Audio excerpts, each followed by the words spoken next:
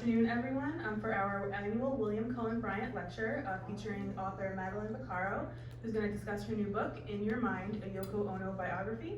So Madeline will speak and answer questions about the life of Yoko Ono, the extraordinary artist, feminist, and activist whom John Lennon loved. The book includes the love story of John and Yoko, the work and music they made together, and Yoko's relationship to the Beatles. Ono's incredible story goes beyond what most people know. And I'd like to welcome Madeline.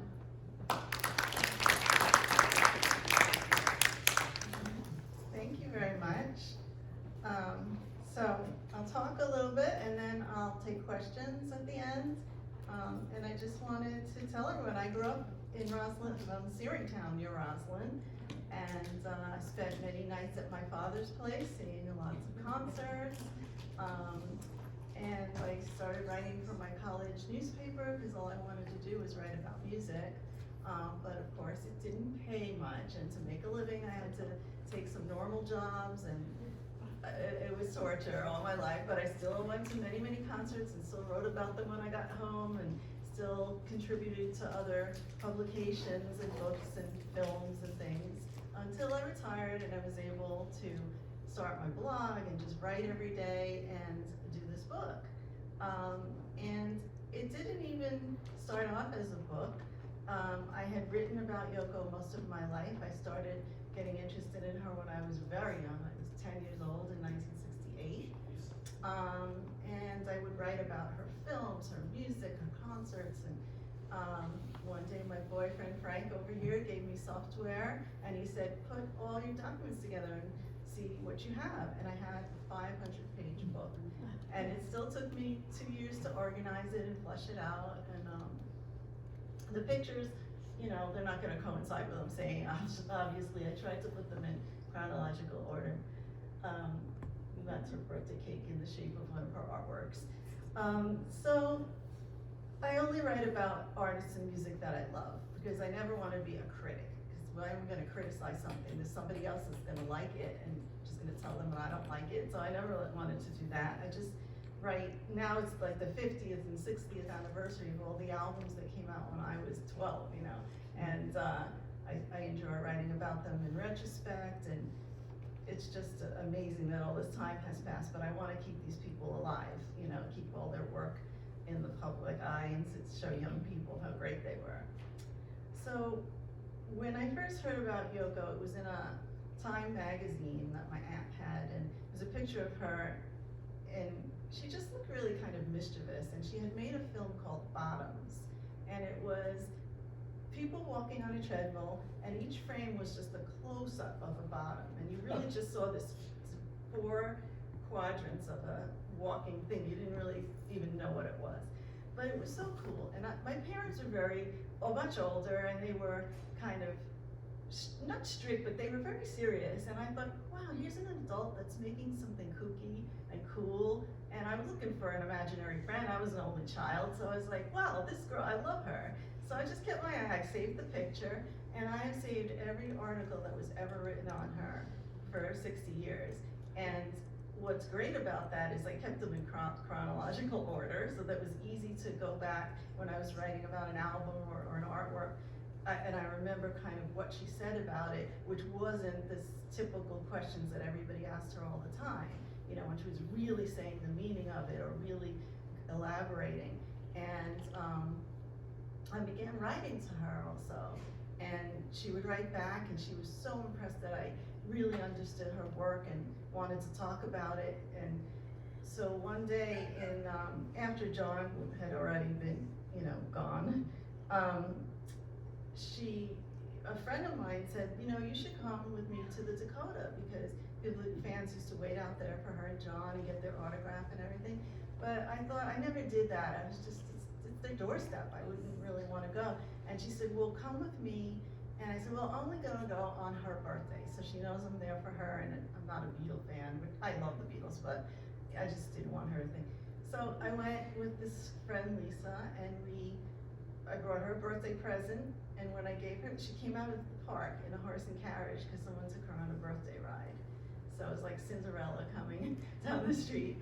And she came over to us, and I told her my name. She's like, oh my God, it's you. And she was so happy, and she just took both of my hands, and she hugged me, and she kissed me, and she started inviting me to all of her exhibitions at the time, and then concerts and backstage and everything, and she was just the most wonderful. She gives you the warmest feeling. She's so cool, and you can really see why John loved her. There's something really special about her, and I'm not the only one that says this. A lot of people have said, wow, she's such a little person, but there's such a power there. She's just so eminent of these vibrations, and she's very, very intuitive, and it's just amazing to be around her. So all these vicious lies have been written about her. I mean, it would never happen today. You can't write these terrible, mean things about someone without somebody confronting it and doing research and finding out it's not true. But with her, it was fine because people were jealous, people didn't want the Beatles to break up, and it was just awful. And with everything I know about her, I just felt responsible that I should get her story straight. And in the book, I made sure that everything I said was backed up with a quote, either from her or Phil Spector or Pete Townsend or John or her son, to show you that this is all the way it was. So I just loved her spirit, and she's always almost like metaphysical, and all her artwork are kind of, it's all about positivity, and she was just way ahead of her time. People didn't really understand it back then. So people ask about my research, and that's the problem with a lot of books, it's just their research. Someone said, I'm gonna write a story about, an actress, Betty Davis, let's say, and let's see what I can write that was bad about her so I can sell more books. And that's not my thing, no. I just write what I knew, what I knew was important, and it was all firsthand. I grew up with it, knowing it, living it, loving it, and that shows in the book. People are loving the book. They say, it's entirely different than any other book. I broke all the rules. I had no editor, I had no publisher. Nobody wanted to publish 500 pages on Yoko. And, people I say, well, what were your challenges? I say the challenges went away when I decided to do it on my own. And with the help of Frank, the technical help, we got it done. So that's how it came about. And I'm also self-promoting it, so the book is now, I got it into the Rock and Roll Hall of Fame library. I got it into Mojo and Goldmine, which are very good publications. George Harrison's wife, Olivia, she recommended it on Instagram. The Beatle Fest people have been very receptive and amazing. I'm doing talks there again in March, in the end of this month. And Yoko's colleagues and her best friends of 50 years, they're calling it a masterpiece because they know her. They said, I learned things I didn't know, but it also, it describes her accurately, so perfectly. So, and of course, it's not just about Yoko. The John and Yoko love stories goes throughout. I talk about, the Beatle thing, and a person told me, on Facebook, they wrote, I bought the book, but I despise her, but I enjoy reading books about Hitler and Rasputin, so this should be really interesting. And I was like, okay, well, either she's gonna burn the book when she's done, or she's gonna realize, wow, was I wrong about her? I don't know what she's gonna think. So anyway, I illuminate the 60s and the turbulent 70s, the time, you all remember, you all pretty much you lived through. I mean, there's nothing like those times, right? With all the history packed in.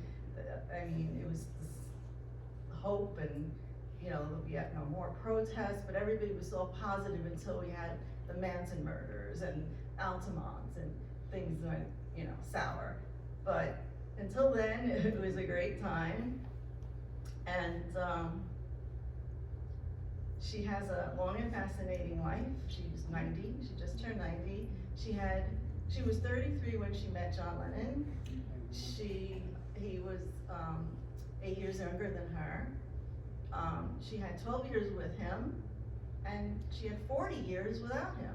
And in every day she did something important, whether it was art or work towards peace or feminism. She was just always active.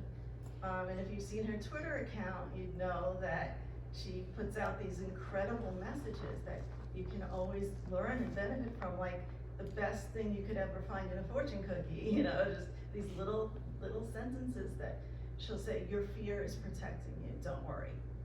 Or like, no cloud could cloud us forever. Or water is more valuable than gold. It's like obvious, but you don't think about these things. Or the child in you will save you. You know, do you know what your obstacle is? The thing you thought was an obstacle might be a great help. It's all how you look at it.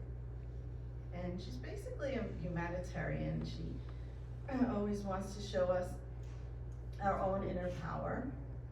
And, you know, I just think that we think in terms of neighborhoods and communities and maybe a trip to Europe, but she's thinking of infinite universes. She can see like the expansiveness of nature and what we take for granted. So she's coming from a whole different place. So basically, one example I'll just give of her kindness is that a girl wrote her a letter and said, you know, John was killed on my birthday, December 8th. So Yoko felt terrible, but she wrote back to the girl and she said, don't think of it as the day that John died. Think of it as the day his spirit was set free to travel the universe. And she continued sending this girl a birthday card every year for decades on December 8th, which is the worst day of her own life. So that's just one thing, and there's thousands of things that she's done for people. So, she was born in 1933 in Tokyo. And her family was one of the 3 wealthiest families in Japan. Billionaire banking empire. And I wrote about this, like, you know how biographies start with great-great-grandfather exported cheese and the grandmother imported plums, but no.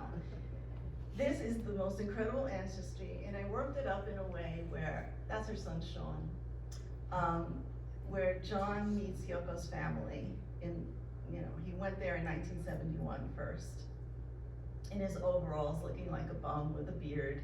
And you have to understand, these people were very rigid, very straight, and they thought he was a bum. Anybody else would say, you got a Beatle, get us tickets to the concert, but not her family. They were embarrassed of her, they were ashamed. They said to her, your other 2 husbands were more handsome. I mean, they never came to any of her 3 weddings. They were just crazy, but anyway. She descended from nobility, she descended from just politicians. Her great-great-grandfather was, now this is her mother's side, that was the Yasuda side. Her father married into this wealth. Her great-grandfather Yasuda, there was a picture of him, and John saw it, and he said, oh, this guy looks like me in a past life. He had the almond-shaped eyes like John, and Yoko said, wait, don't say that, he was assassinated. And it's true, a rebel assassinated him because he was anti-capitalist and slit her great-grandfather's throat. I mean, that's one incident. Then her uncle, Toshikaze, he was the first ambassador to the UN from Japan, and he was on the USS Missouri when the emperor surrendered.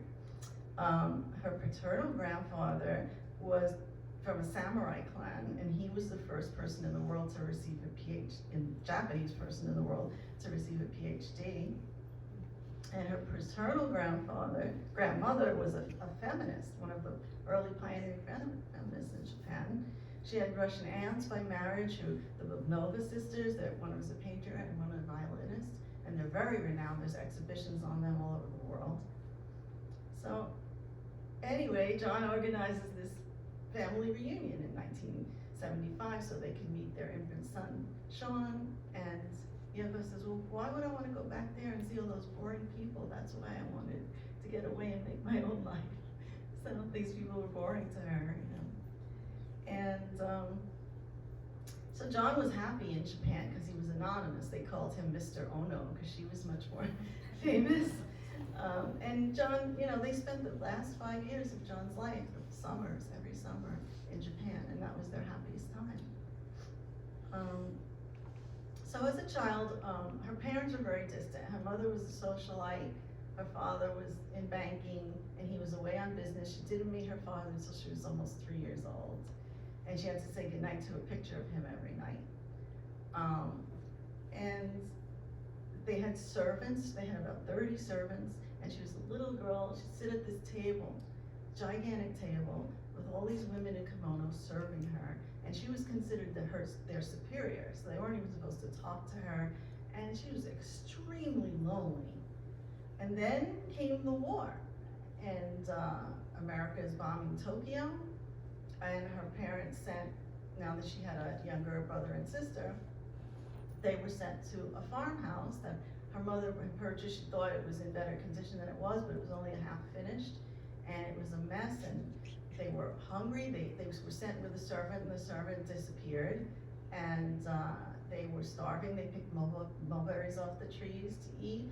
They saw a family went into the woods to get mushrooms to eat, so she thought, well, maybe we'll do that. And then this family was found dead eating poisoned mushrooms. People there, she had to trade silk kimonos for rice. The children there hated them because they had known they came from another place that, they were wealthy. And the wealth didn't do them any good, when they wanted food. So one day her little brother was depressed and hungry and crying. So she said, well, what do you want to eat? And he said, ice cream. So she said, okay, what flavor? And he said, chocolate. And she said, what else? And he was talking and he was laughing and smiling, and she realized, wow, I can make this menu in the air, and what's in your mind is what really makes you happy. And that was the basis of all of her work. So they go back to Tokyo, and everything's bombed out. Luckily, her home was okay, but she's on a rickety truck being driven through the city with still smoldering. And that's when she realized that everything in life is transient, that you really can't hold on to anything. So a lot of her work is ephemeral, and it's nothing you can buy or sell. That's why she never really intended to be a rich artist. She didn't value art. It was all about communication. So at age 19, she ended up in New York State because her parents moved here, and she went to Sarah Lawrence University for a while. And that's where she met. Her professor told her, go to New York City, because your thoughts and your poetry and all your stuff is really far out. And there's these avant-garde artists working in Manhattan, and you should go and really check them out. So that's where she met her first husband, who was Toshi Ichianagi, and he became a renowned Japanese composer, and he just was still working until he passed away like a month ago.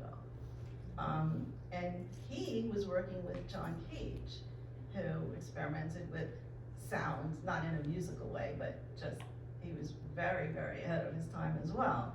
So she started performing with them in New York and Tokyo, and she was getting pretty well known at the time, but it was still a man's world, so she had a lot of trouble, getting serious recognition.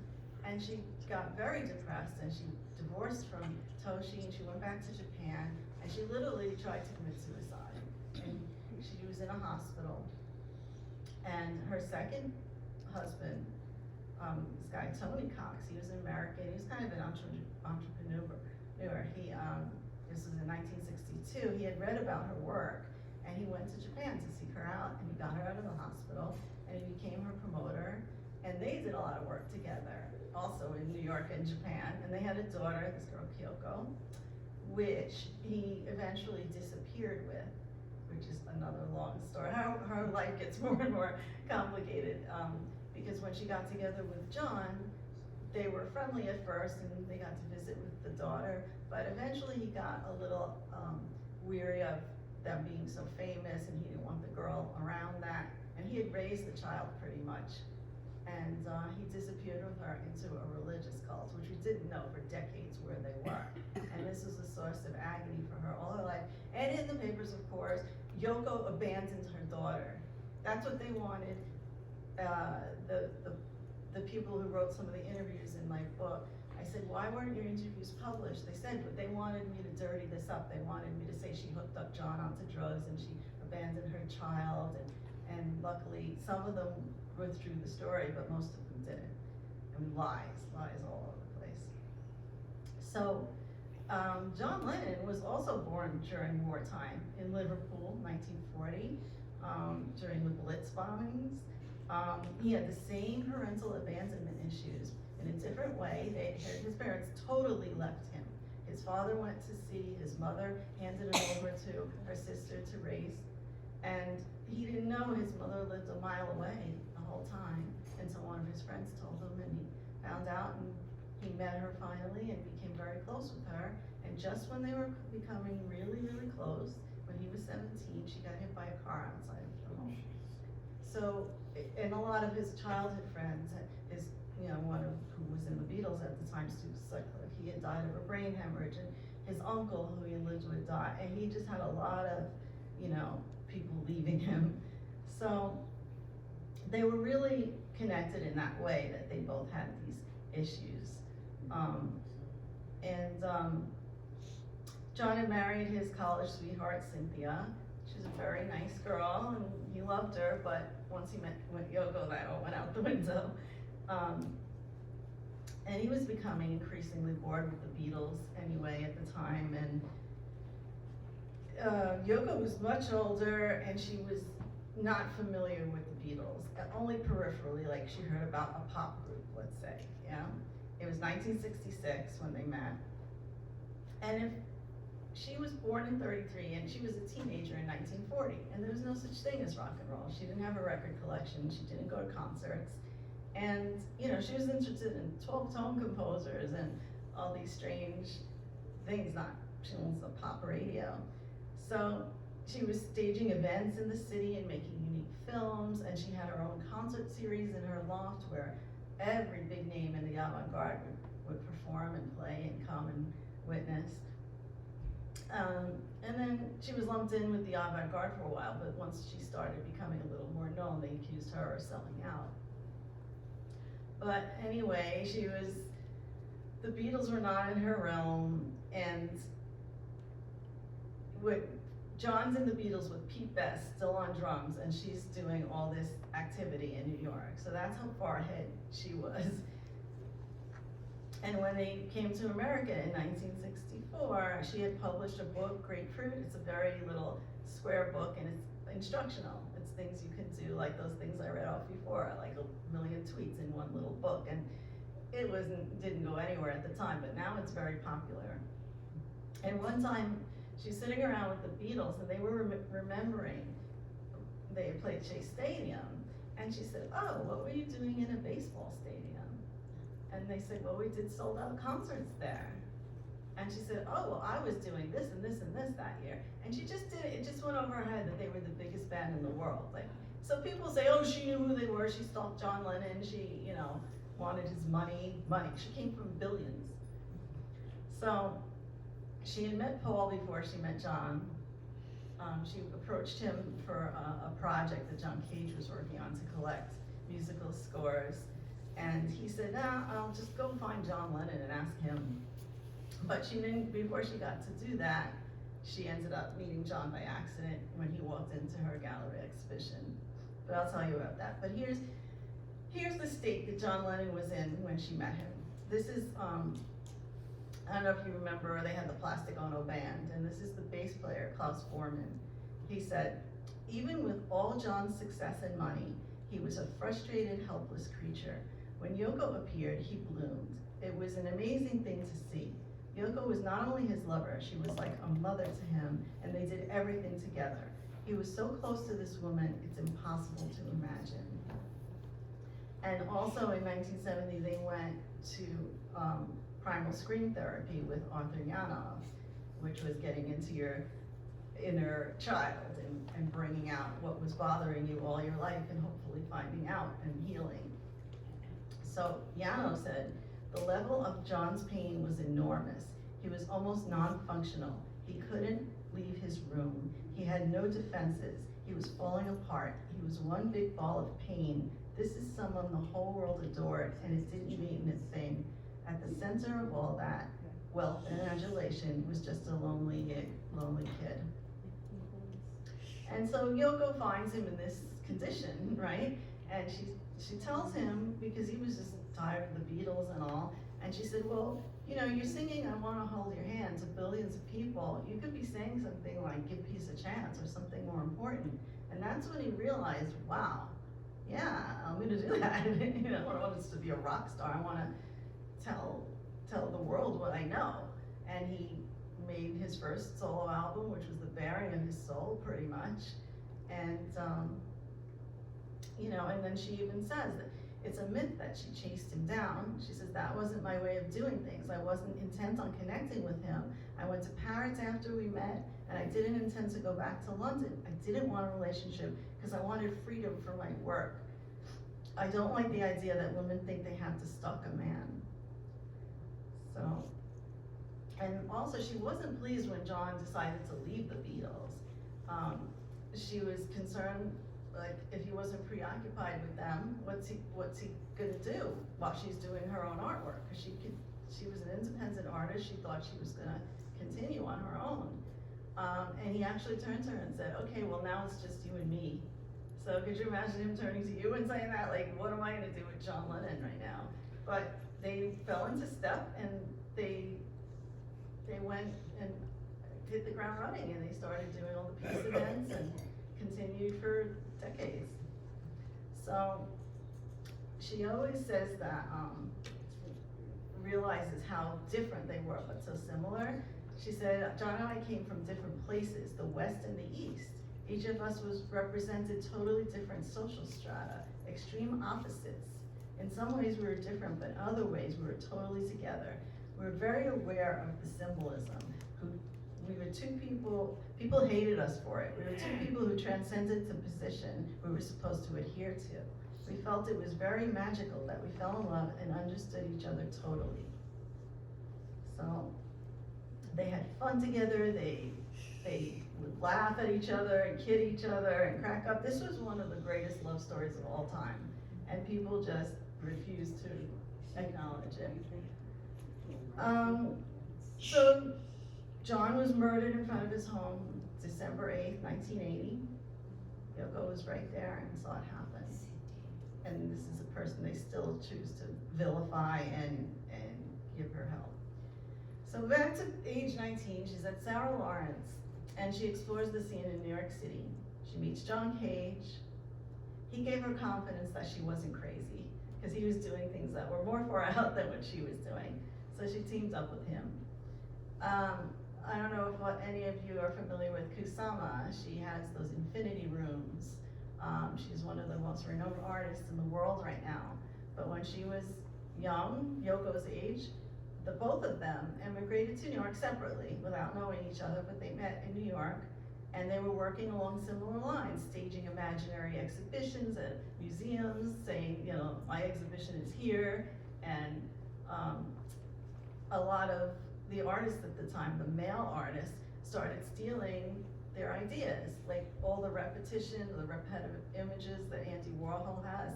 He kind of got some of that from Kusama. So she hooked up with Charlotte Moorman, who was, she's known as the topless cellist. She was an avant-garde composer, but she was also an organizer of the festivals for all the musicians to play, because there were no concert halls except for classical musicians at the time. And they really bonded. And she said she felt that Yoko was so important, and she said this incredible thing to the New York Times. Charlotte said, the Beatles were fantastic, they left their mark, but 100 years from now, it's Yoko Ono the world's going to remember, not just John Lennon or the Beatles. And that's really, who knows, you know? So she became friendly with George McJunis because he was founding the Fluxus movement at the time. And she worked amongst them, and he gave her her first exhibition in New York. And she lived really frugally. She had no heat, she had no furniture, she didn't care. She was just about how she's gonna make her artwork and where she's gonna do it.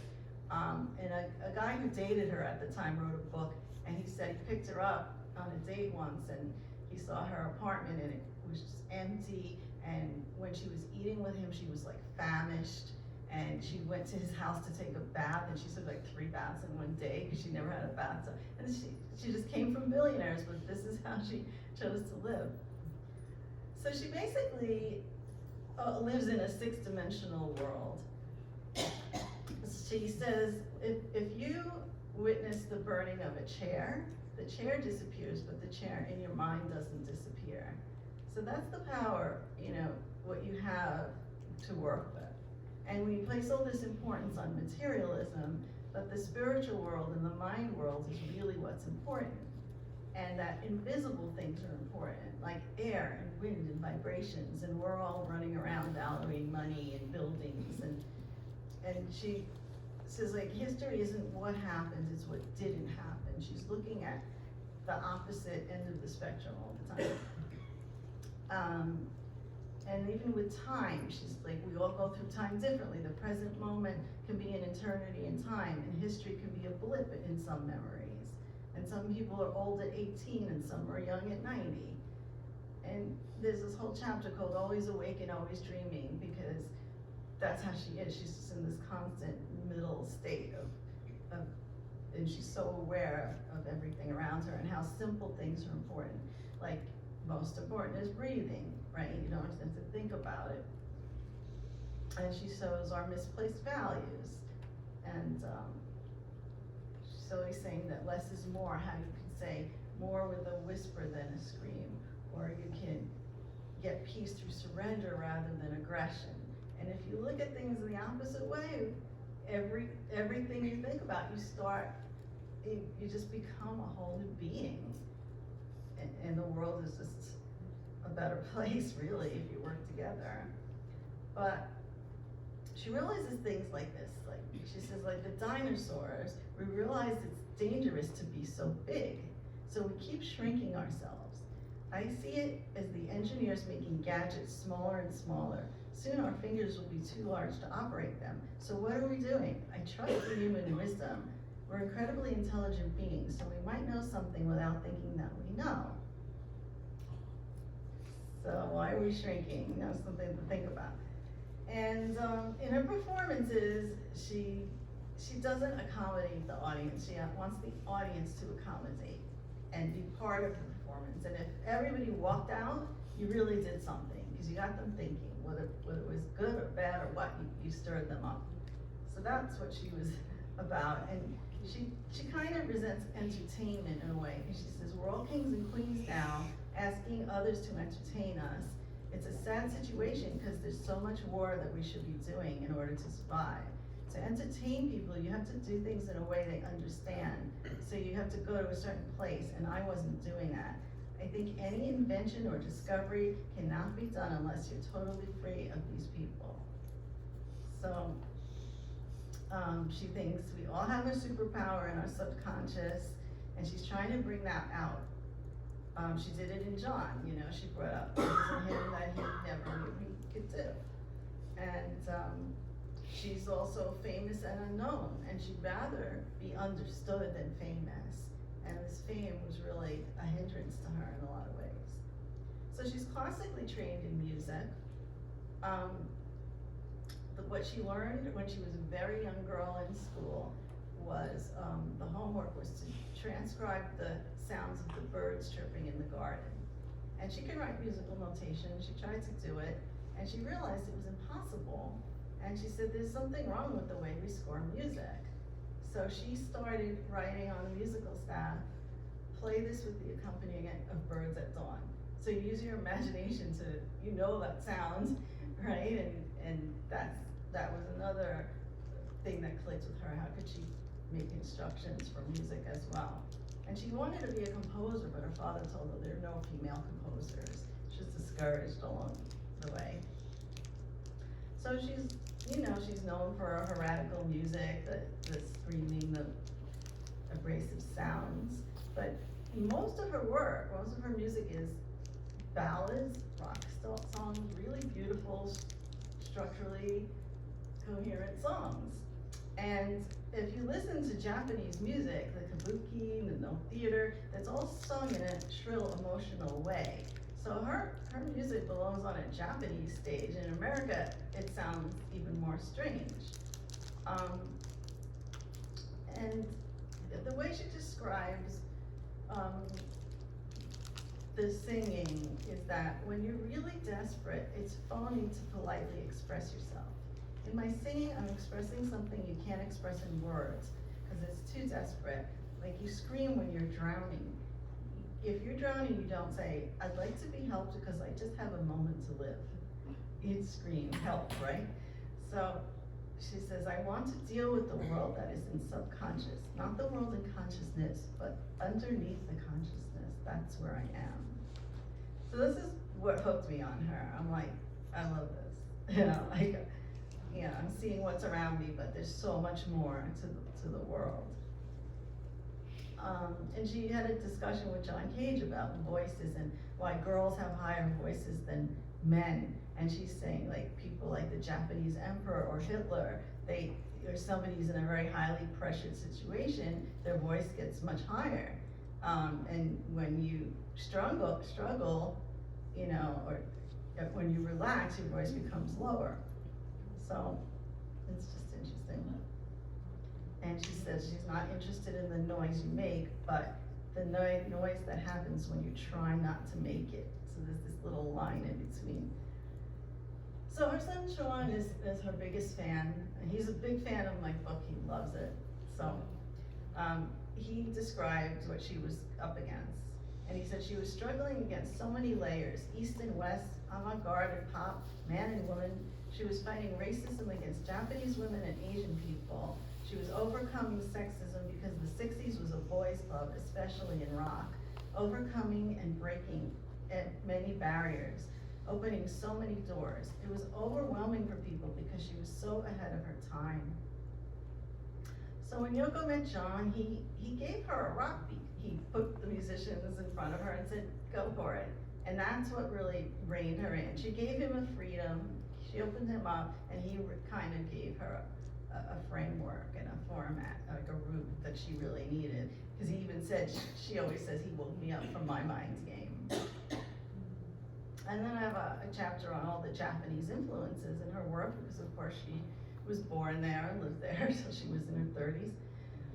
And she was raised on Buddhism, and she appreciates Zen, and all of her work kind of reflects that. And especially the elements of nature she uses throughout her work. There's chapters just about water, air, sky, trees. And she's always saying how we have unhealthy societal rituals that distract us from natural things that we need in our lives. Our unnatural cravings create a disparity with what our bodies want and what our minds need. So she explains vibrations that, like when she's in a plane, she says when you're up there, it's only sky and you're free from all earthly vibrations. And it's so beautiful. A lot of the things I've written were done up in the sky. And she talks about the Japanese viewpoint on sound and how people are conditioned to feel uncomfortable around silence, and that we're programmed to feel threatened by it. But instead of aiming for total silence, Japanese sound designers create quiet state with subtle sounds and changes, and that's just a calm way of making people listen, but keeping them engaged, I guess. And she always sees negative space. We see the chair, but she's looking around the chair, and she had an exhibition called Half a Wind, and she had everything painted white, the whole room, everything, and everything was cut in half. Half the chair, half the dresser, half a coat rack, everything. And what you're seeing is the half that's there, but what she's showing you is the half that's missing. And it was at the time when she was separating from her second husband, and she felt a big emptiness. And one of her works is called Painting to be Stepped On. And people used to think, oh, okay, so she's making fun of art and she wants you to, devalue a painting. But what it was is in 15th century Japan, Christians were identified by being asked to step on a painting of Christ. And if they step on it, they wouldn't be executed. But most of them, knowing that, still wouldn't do it. And she admired that conviction, and that's what the meaning was. And she did a piece called Cut Piece, where she invited the audience to cut off pieces of her clothing. And people think that was because of feminism, or I don't know what they think, but her reasoning was Buddha gave everything, and that artists are always like pushing something on you, but she wanted to give the audience the control and a means of taking something. And she would even go into a trance while it was happening because she saw the danger of these men wielding scissors and coming to cut. But it was a very powerful piece, and other artists performed it over the decades. She has a thing called 3 spoons, and there's 4 spoons on a pedestal. And that's about like truth versus misinformation. You're seeing 4 spoons and you're being told there's 3. So that's just her little, the way she presents. And Pete Townsend from The Who, he really respected Yoko, even from the early days. It's a quote from him. He says, in the mid-60s, she was an agitator, a revolutionary who used peaceful techniques to shock us into reaction. Her message has always been about saving the world and finding new ways of shocking people out of their stupor. Art must shock, agitate, and even irritate. It isn't for putting on the wall. So the way John met Yoko is, she was setting up her first exhibition in London, 1966. And the gallery owner brings John Lennon in there, and she didn't know who he was. And John had been pessimistic about modern art. He just thought it was pretentious and negative.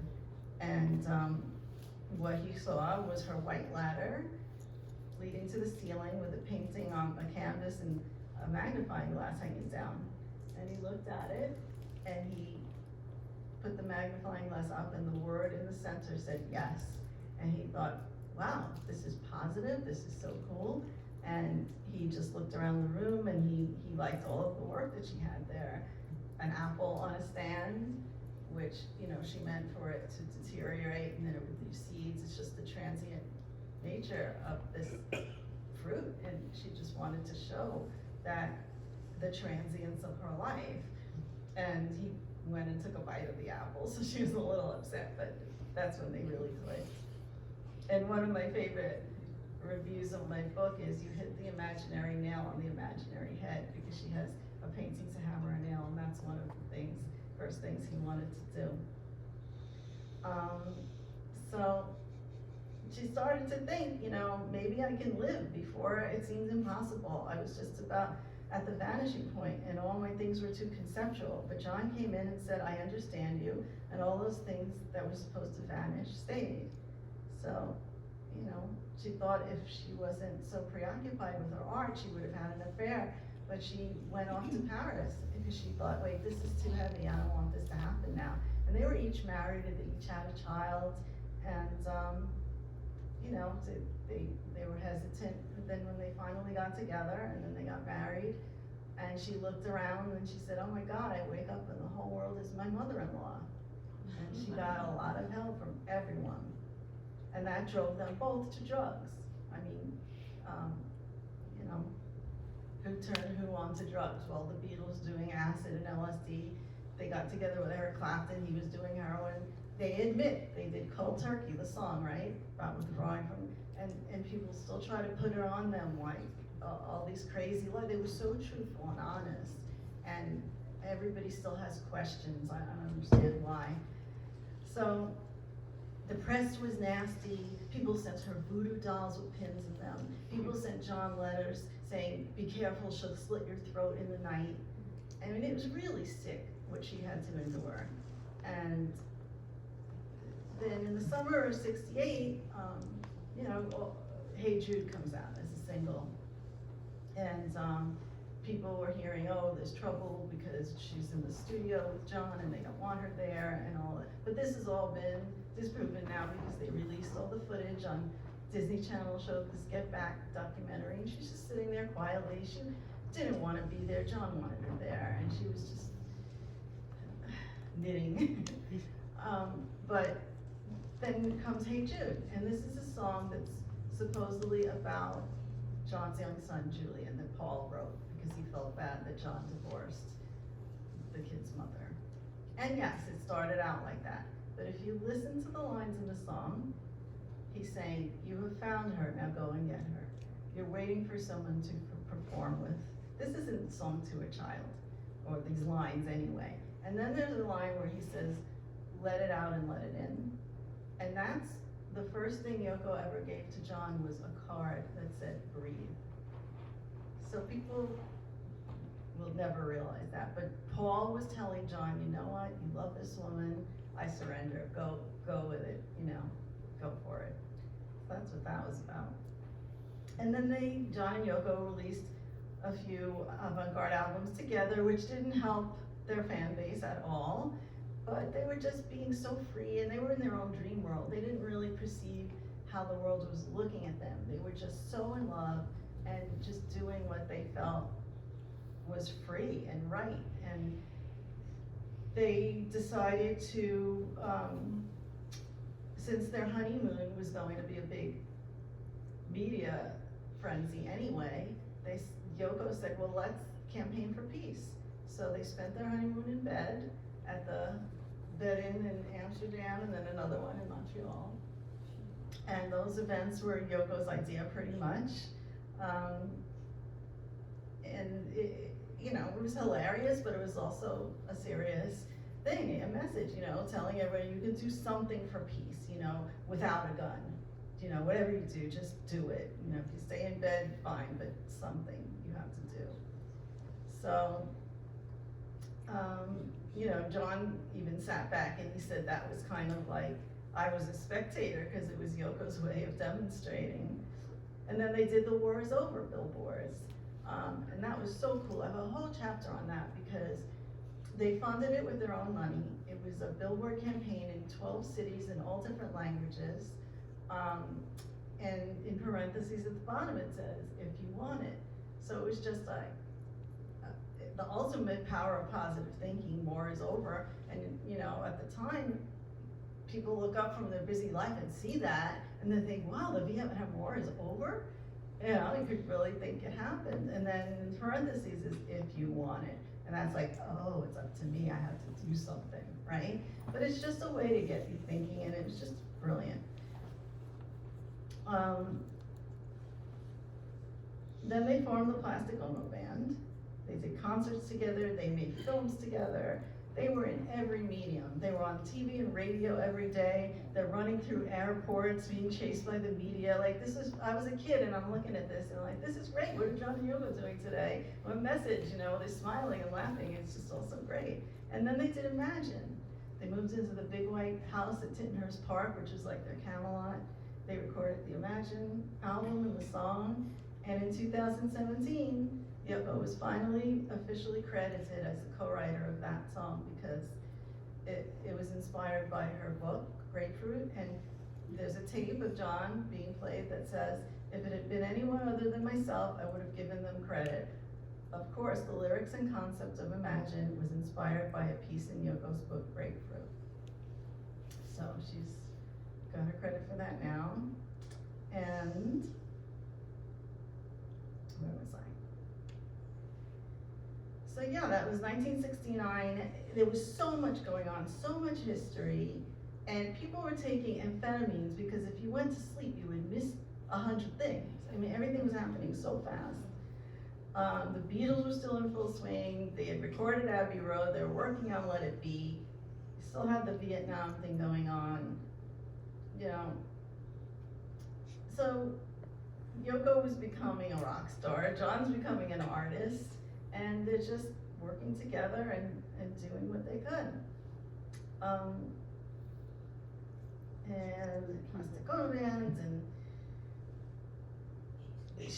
there's a chapter called Women Power about all the feminism and all the activities she did for that, which was really early on in the early 70s. There was the first National Women's Conference, and John and Yoko were both attending that. Then comes 1972. They moved to New York in 1971. They meet the radicals, Abby Hoffman and Jerry Rubin, and they're running through the streets singing, and they get a little too politically involved. And so the government cracks down on them. They want to deport John. The FBI is trailing them and chasing them. She's still looking for her missing daughter. Nixon wins the election. John goes in a downward drunken spiral, and Yoko had to kick him out.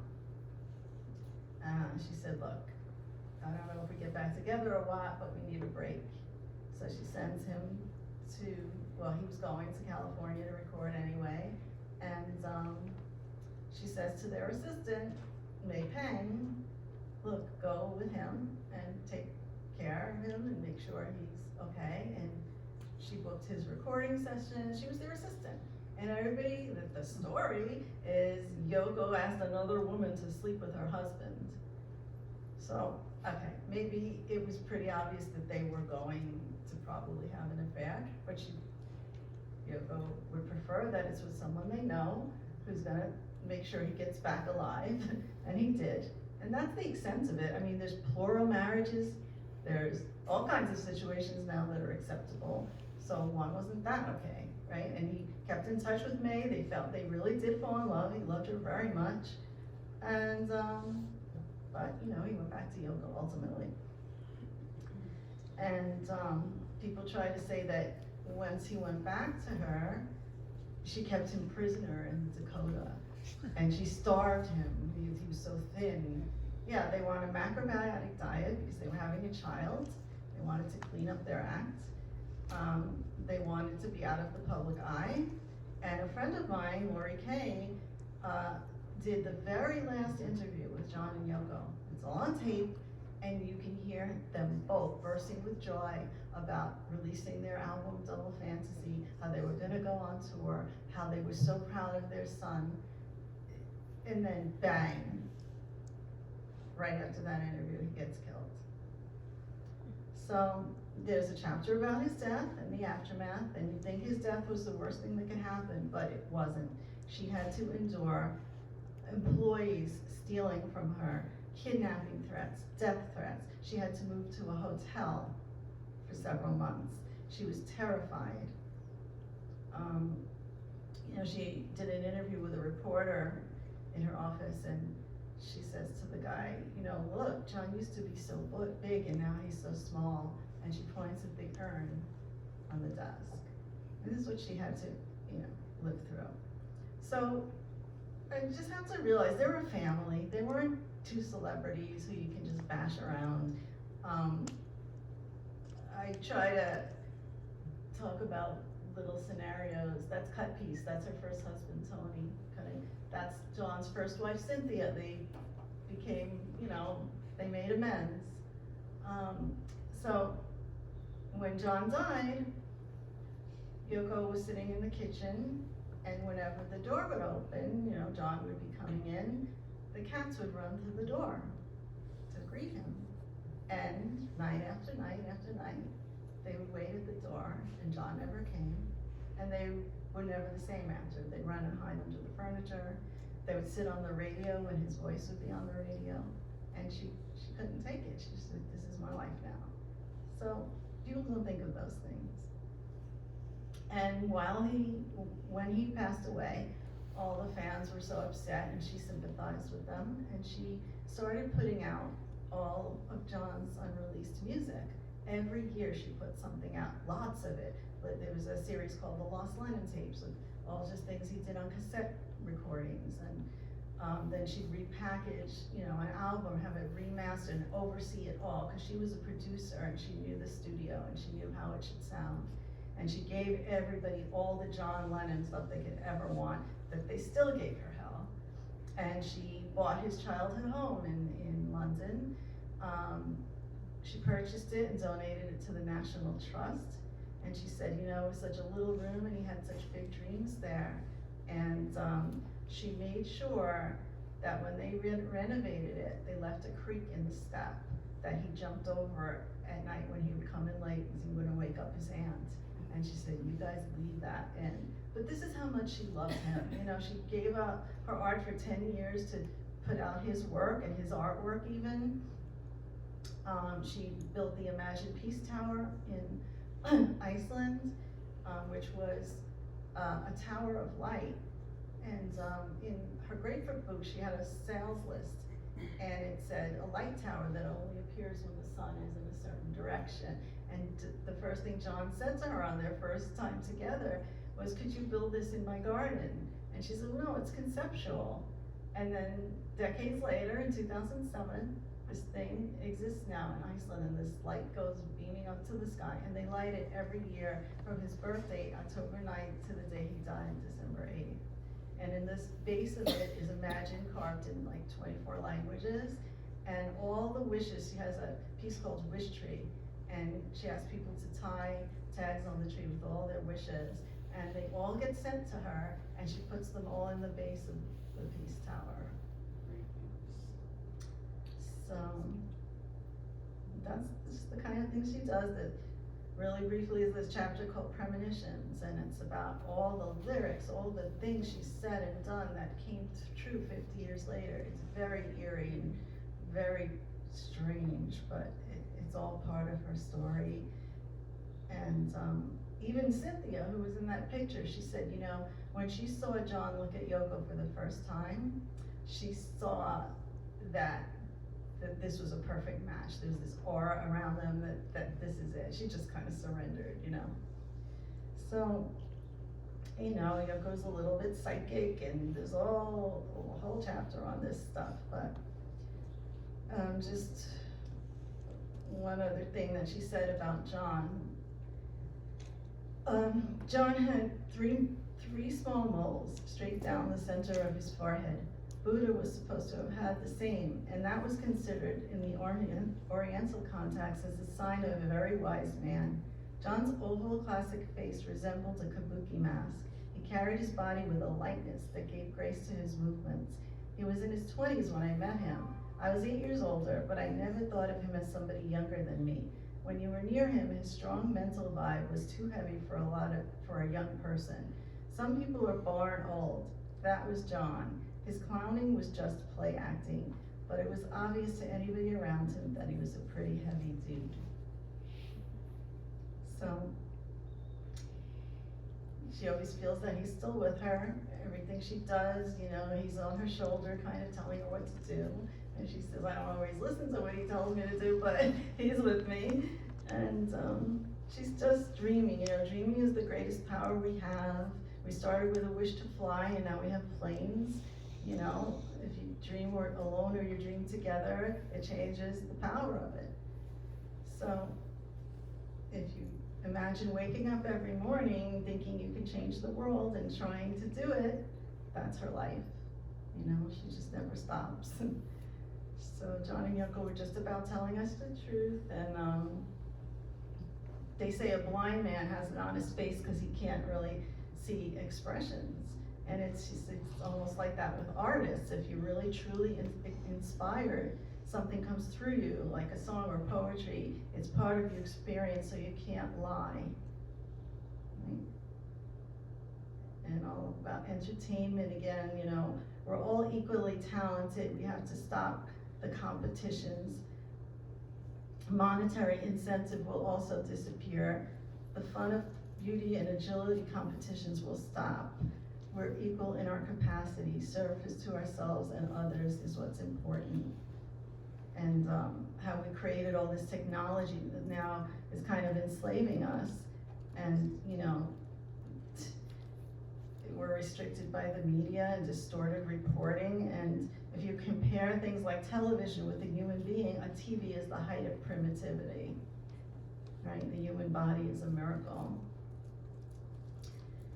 So in the end, you know, they asked her, are you afraid of death? And she said, I don't think I'm scared, it'll just be very inconvenient. And I want my epitaph to be, here's a woman who loved life and still does.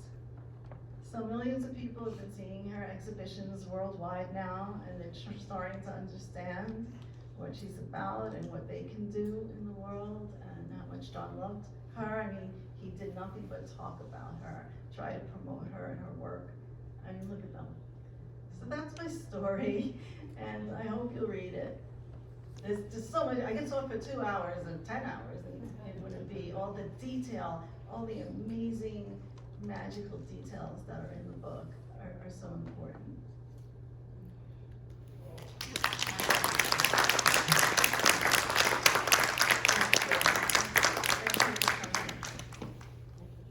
And if you have any questions, I'll be happy. Okay. Did she read the book before you published it? Yoko has the book, but she's not really well. And, but her son is totally behind it and he's helping me promote it. And if I knew, you know, I started writing it when I knew she wasn't gonna do her own book. But if she knew I was doing it, I mean, she would have helped me, I know it. So you did ask while in the process? No.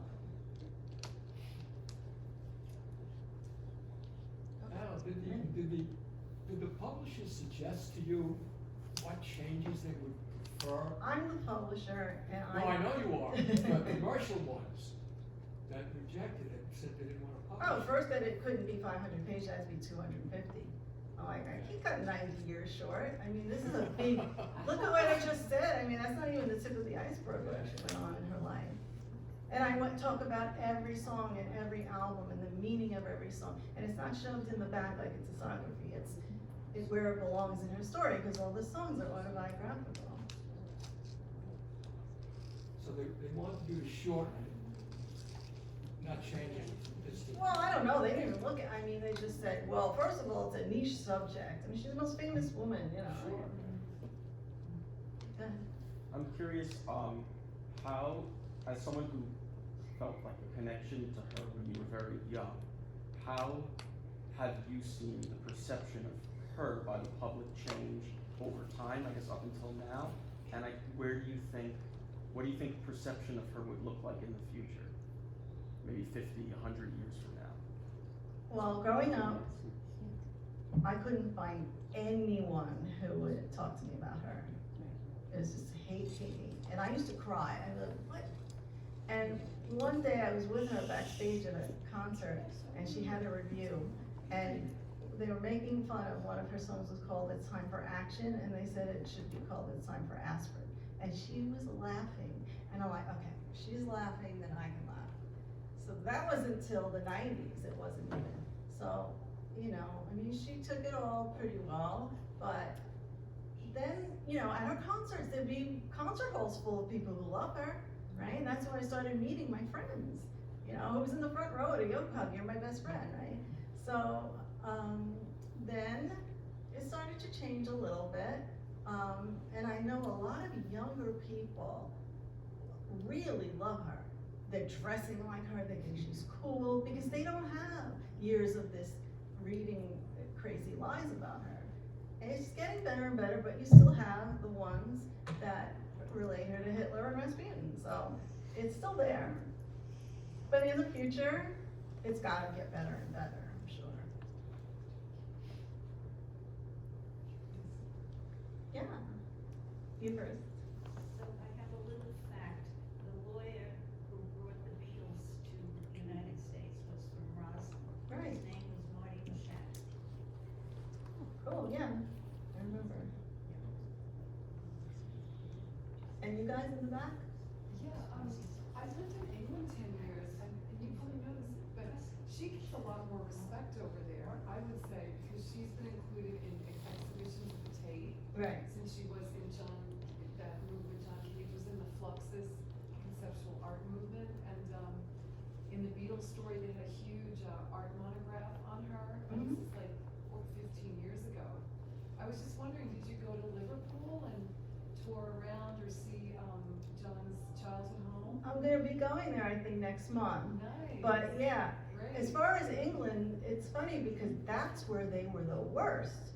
They couldn't walk through the Well, street. back then. And that's why they came to America.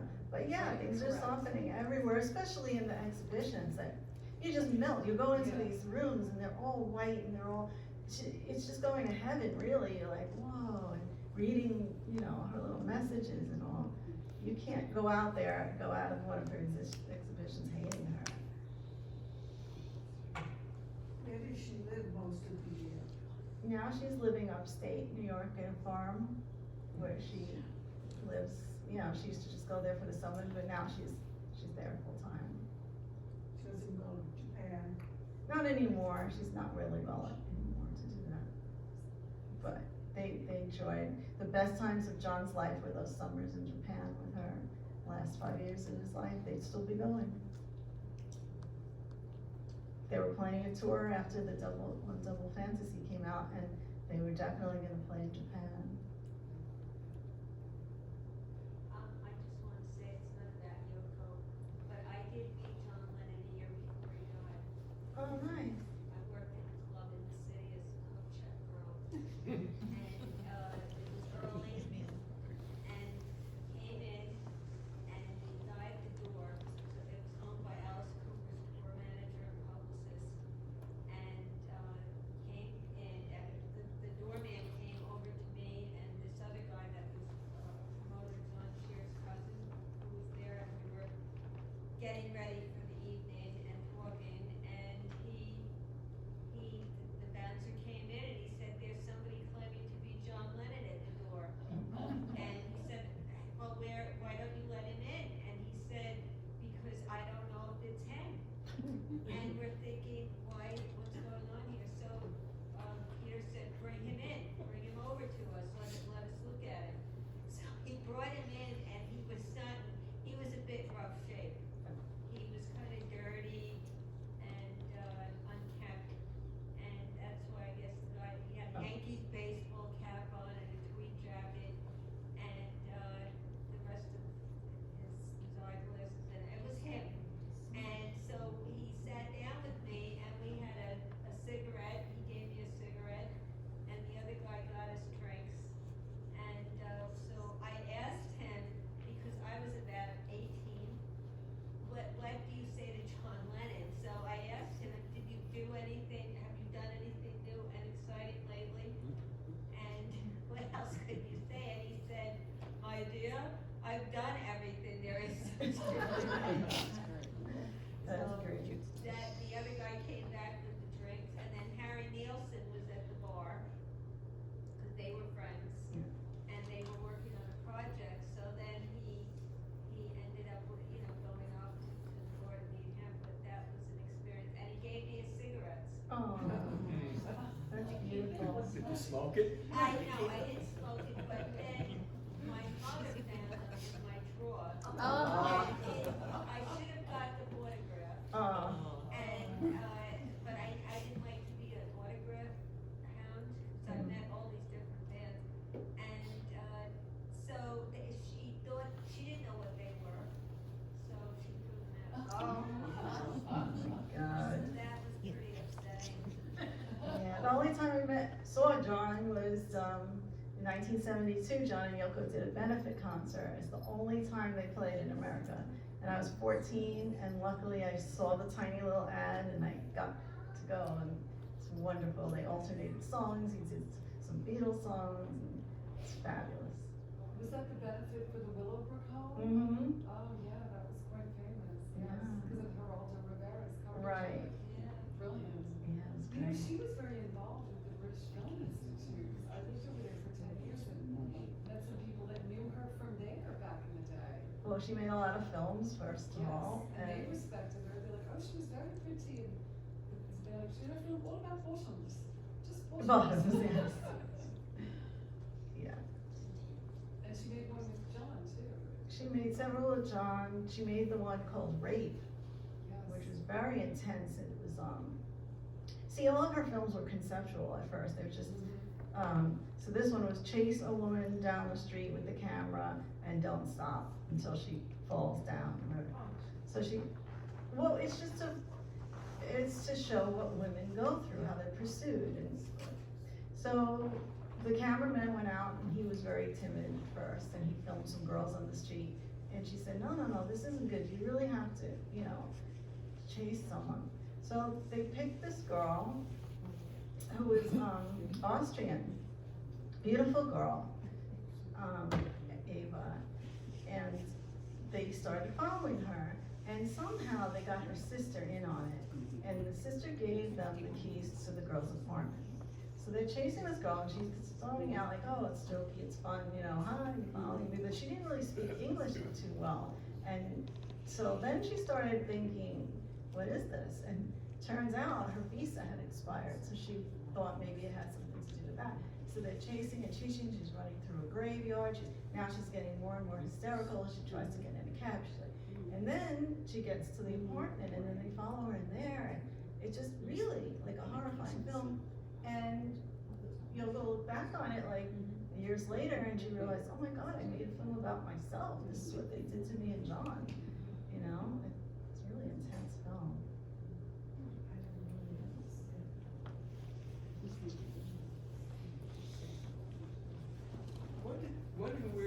Yoko first learned English? In Japan. In Japan. Oh, yeah, she's really already. When did she decide, or who decided for her to go to Sarah Lawrence?